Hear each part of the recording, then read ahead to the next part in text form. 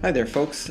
Now that you're into Edmodo, one of the first questions that a lot of people have is how to manage all of the different notifications and emails that come in when people post a note or make a reply. So what we're going to do is we're going to go into those settings. There's a couple different ways you can do this, and some of it depends on your preferences.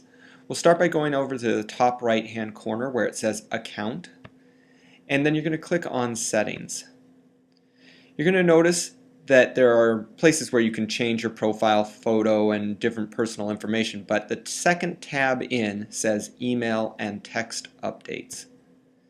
If you click on this, by default, the notification type will be set to whatever email address you put in when you signed up for Edmodo, and all of the different types of notifications will be checked.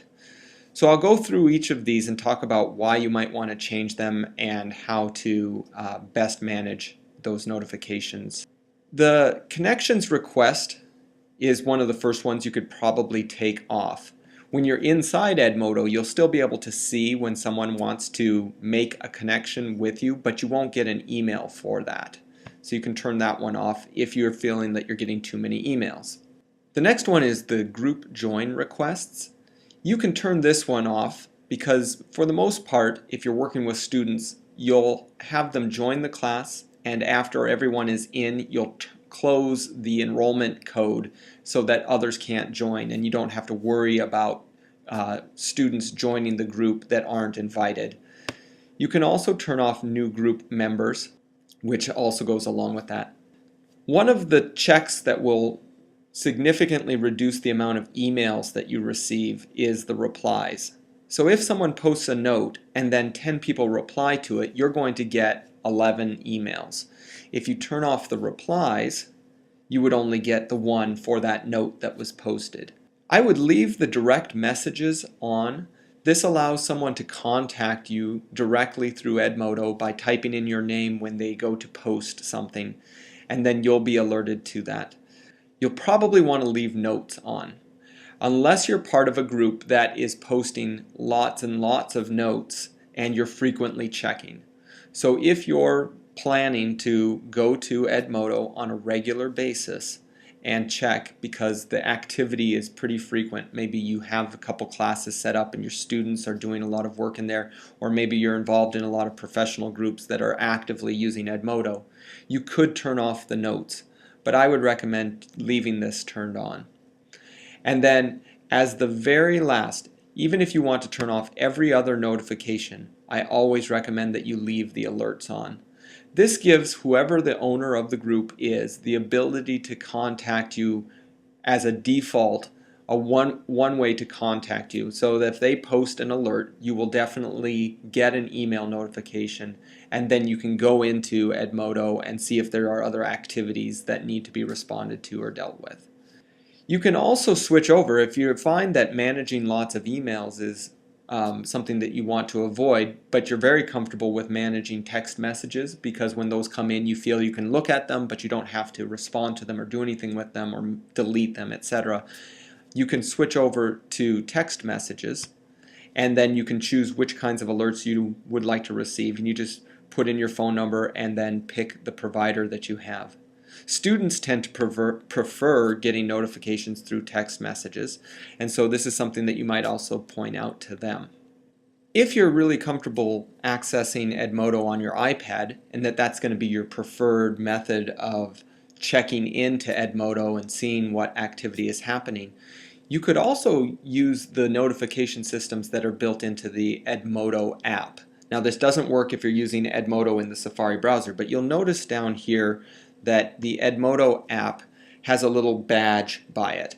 And that's because I just received a message or a notification. So I'm going to show you sort of how that works. So if I were to do an alert, pardon me, I'm going to do a note. And I'm going to just send this to myself so that I don't bombard people with messages as I make this video. So I'm going to send this to myself. And you're going to notice a couple of things that are going to happen when I send this. So if I come back over to my iPad view, the little drop down that you just saw was the fact that I have email notifications set up. So I got an email, But I also have a badge notification down here, this number 2, and that lets me know that I either received a note or a direct message or an assignment was submitted, etc. So if I wanted to, I could turn off all of my email notifications or turn off all of my text message notifications and just rely on the badges to help me be aware of when there's new activity. So I'll go ahead and click and open that up. You'll also notice up here in the top right hand corner that there's a yellow sticky note that says that I have 2 new direct posts. And so I can use the notification center inside of Edmodo to keep track of those notifications as well. The final thing that I want to show you is that when you are a member of a group, you also have the option over on the right hand side under the group settings to change the notifications just for that group. Now, I don't recommend doing this with a professional learning community that's for your building, because this will turn off all of the notifications for you. But you can, for groups that maybe you're not going to be checking in on as much, you can go in and uncheck the send notifications for a group, and then it won't show up. So be careful turning this off unless it's a group that you want to have. You still want to stay enrolled in it, but you don't want to have any notifications coming in from it. And the final thing that I want to show you is just something that you may not have thought about in terms of handling emails with your iPad, and that is just how easy it is really to kind of manage the messages that are coming in. So when messages are coming in, you can very quickly with your finger swipe to the right and delete messages that you don't need to respond to. So if you see that you've got 15 messages coming in from Edmodo, you could just very quickly delete those and then go over to Edmodo and take a look at what is occurring in there. And that's just a fast way of managing emails that are coming in.